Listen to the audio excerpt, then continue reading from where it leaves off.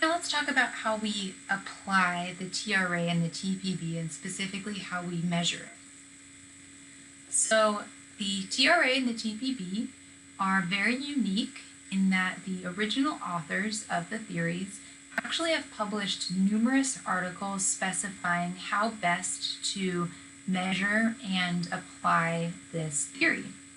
And in general, there are 3 steps that you need to go through to use this theory. The first is defining your behavior.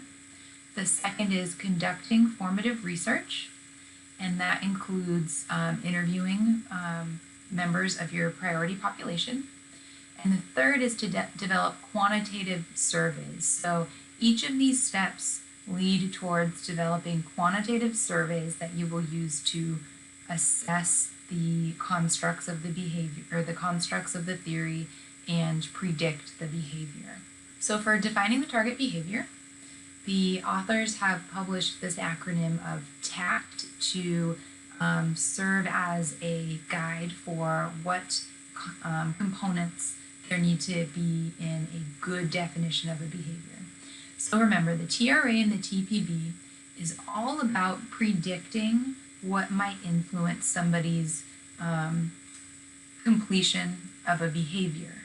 And so when we are assessing their behavioral beliefs about that behavior or their perceived behavioral control, we need to know what behavior we're asking them about.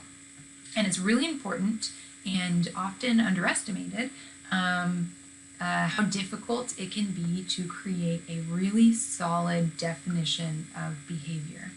So defining a behavior needs to, a definition of behavior needs to specify the situation in which the behavior is performed. So where is it performed, using what, exactly what the behavior is to be performed, and the time frame in which the behavior should occur. So this could be for how long something should occur, or how many times a person should be doing it, or the duration. So an example of a behavior, this is an easy behavior, is seeking treatment from a mental health professional within the next month. So we've asked people if they're going to seek help, and specifically from who, so a mental health professional, and when, in the next month. Defining more complex behaviors is, of course, more complex. So let's think about the example of asking people about using a condom. So we can't just say, did you use a condom during sex in the last week? There's too much room for misinterpretation in that definition. So we need to create something that's much more specific. We need to ask people the context, so what types of intercourse, and the time frame, so every time they had sex throughout the whole sexual encounter, and then what exactly is condom use? This is a difficult example for me to verbalize, because ideally you would be able to give some sort of pictures to demonstrate to the participant what good condom use is, but bear with me for this example. So a good example of defining that behavior is using a condom as indicated by the condom manufacturer throughout the entire session of vaginal or anal sexual intercourse each time in the past week. So we have all of the components of a good definition there. So the next guideline that the authors want you to note is the issue of compatibility. So now that we have a really good definition of behavior, we want to make sure that we stick to that definition when we're measuring each construct. So you'll see what that means in the coming slides, but making sure that once you've picked a definition, you stick to it throughout all of your measurement. So the next step in measuring the theory constructs and applying the theory is formative research. So this is getting to know your priority population's opinions about the health behavior of interest and about their current practices. So we conduct elicitation interviews. So these are interviews with a representative sample of our priority population, and The purpose, again, is to collect information about theory constructs, so their attitudes about a behavior, their subjective norms regarding the behavior, and their thoughts about their control about the behavior. So each of the theory constructs we're trying to assess in an interview, and we use open-ended questions because we, at this point, are assuming we don't know anything about what people are doing and what they think. So what we do with the elicitation interview data is content analyze it. So content analysis is just one of many approaches to qualitative data analysis. And I want to stress that this is not the only correct way to analyze qualitative data. It's just what we are going to talk about in this class. Point of content analysis is to read through all of the transcripts from the interviews and to identify what we call salient themes or concepts within the model construct. So let's say that we interviewed somebody and we asked them 10 different questions in 10 different ways their attitudes about condom use or safe sex. In content analysis, what that can allow us to do is identify themes that emerged over and over and over across all of our interviewees. So if we interviewed 10 people and we noticed that 8 of them believe that, let's say, exercise does not prevent cancer, then we would know that that's a salient belief within this community. And also content analysis allows us to identify relationships between concepts that emerge in the data.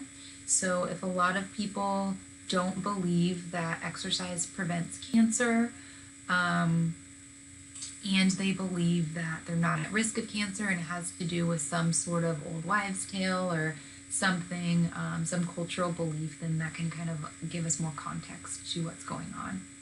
And you'll see some examples in these next slides, because now we'll talk a little bit more about the elicitation interviews. So here are some examples of interview questions that you might include in the elicitation interviews to assess some of our constructs. So let's start with attitudes about behavior. And you may remember that attitudes about behavior is comprised of 2 different constructs, behavioral beliefs and outcome evaluation. So here are some examples of interview questions. How do you feel about using a condom the next time you have sex with your partner? And what do you see as the advantages of your using a condom the next time you have sex with your primary partner? So you can see that if we ask 10 people these questions, then some themes might emerge about what people believe and what they expect to happen about regarding condom use. So in the content analysis, we'll be able to see common themes that emerge. The next step in measuring theory constructs here and applying the TRA-TPB is we use the data that we collected from the interviews to create quantitative surveys. So let's say a emergent or salient theme from the interviews was that individuals reported that they believed that there was a relationship between condom use and STDs or STIs. Now what we do is we design a quantitative survey, so a survey with close-ended questions that we can assign numeric values to, and we try to, we do this so that we can administer this survey to a larger number of people. So it's not feasible to do an interview with all students at SDSU if that's our population, but we did an interview with 10 students at SDSU. We got to know them a little bit, and now we can design a quantitative survey that we could administer to all students at SDSU so that we can test this theory on a broader scale.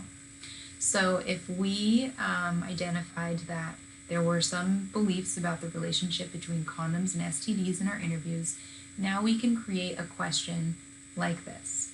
My using a condom the next time I have sex with my primary partner will help protect me from STDs. And then we'd ask the individuals to rate this response from likely to unlikely on a scale. So the next couple slides I won't go over, but they just show more examples of qualitative questions that we might use to assess each one of the theory constructs and then following examples of ways that we could develop quantitative survey items in the next steps. So I invite you to look over each one of these slides, but I'm going to skip through them. And then finally, I just have some examples from a table in the book with what the authors of the TRA and TPB recommend you do when you're creating quantitative scale items. So under the column on the right, the measures column, the authors have recommended response options for your quantitative survey items and scoring criteria.